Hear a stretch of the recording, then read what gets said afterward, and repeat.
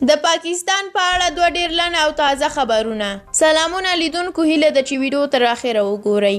د سولې او پیوستون لپاره د افغانستان او پاکستان د عمل پر پلان د بحث لپاره پاکستاني پلاوی د دوشنبه ورځ په سهار کابل ته ورسید. دغه پلاوی چې د پاکستان له لوري مشري د پاکستان د بهرنیو چارو مرستیال وزیر سهیل محمود کوي کابل ته رسیدلی او دوی به له افغان پلاوی سره پر دوه اړخیزه میکانیزم او مسایلو بحث وکړي. له افغان لوري د پلاوی مشري به د بهرنیو چارو وزیر اقتصادي مرستیال میرویس ناب کوي او نن به دوی د سولې او پیوستون لپاره د افغانستان او پاکستان د عمل پلان پر پرمختګونو، خنډونو او وړاندیزونو بحث ولري. دغه پلان د افغانستان او پاکستان ترمنځ د ولسمشر غني په پخوانۍ دوره کې جوړ شو ترڅو دواړه هیوادونه د همدې پلان لارې وکولای شي په دوه اړخیزه ستونزو، پرمختګونو او ستراتیژیو بحث او خبرې وکړي.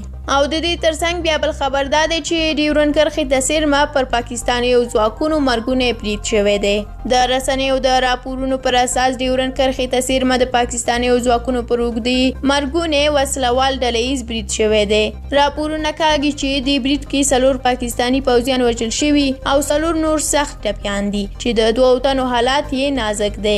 ځینې امنیتي سرچینو پاکستاني رسنیو ته ویلي دي چې یاد ځواکونه ډیورن کرښې ته څیرمه عملیاتو وتلی وو چې له بریدونو سره مخ شوي دي. تر اوسه څرګنده نه ده چې دا بریدونه د چا لخوا ترسره شوي دي، خو ورته بریدونه ډېر کله د بلوچ جنګیالیو لخوا ترسره کیږي.